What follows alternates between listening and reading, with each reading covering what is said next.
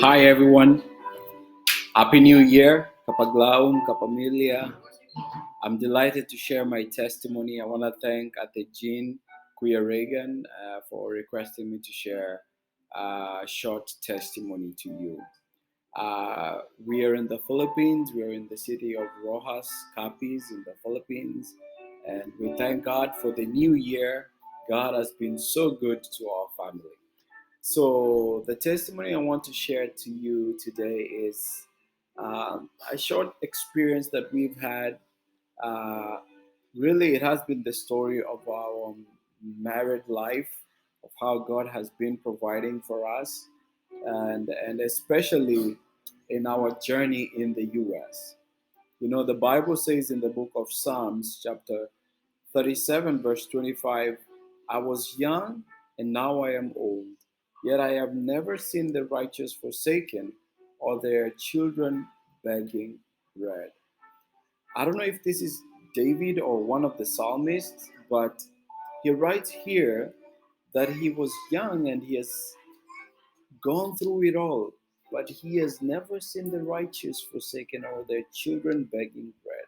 I like the English Standard Version, which says that I have not seen, uh, the New Living Translation, which says, I have never seen the godly abandoned or their children begging bread. So God has never abandoned us, his children. When we trust him, when we depend on him, he will keep providing and leading us, providing for all our needs. And so I remember how at one time, it was actually 2019, we were missionaries in Laos, and we had been in Laos for almost 3 years. I was working as a teacher, missionary teacher there with my wife Sam, and we only had one child then. Zachary was born in Laos, and we got the opportunity to come to the U.S. for my studies. And I remember the time that we were about to leave. In fact, if I show you a picture, this is a photo of me and Sam. This motorbike here was our motorbike. It's a Honda CBR CC, and uh, and so this is the bike that we used for our wedding, and it's a really nice bike. It was a red bike, and we were still paying for it actually. It was about that time that I got a scholarship to come and study in the U.S. We were excited to leave. I heard about just 1 or 2 weeks to sell everything. And so I talked to my wife and said, we don't have any savings. And we said, let us sell this motorbike. Let us sell this motorbike that we cherish, and we can use the money that we will get from it to have some savings when it comes to the US.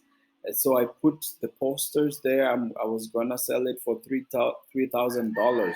It's an expensive bike. It's almost as expensive as a car. And so then we got a buyer who wanted to come see it. At that time, I was teaching some of the workers of ADRA Laos, and I went there to the office to teach in the afternoon. While I was teaching, I had parked the bike, I had locked it. Somebody came and stole the bike. They stole it. And when I finished teaching, I came out. It was nowhere to be found. I went around the city, I went to the police station, but could not find it. I told my wife, what are we gonna do? Our hope, our motorbike, our savings, where we were gonna get the savings. It's lost, it's gone.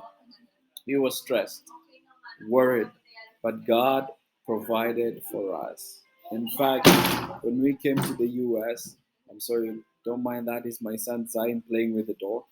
But when we came to the US, I only had less than $200 in my pocket. But God provided for our rent, our food, and we lived in the US until recently for 3 years.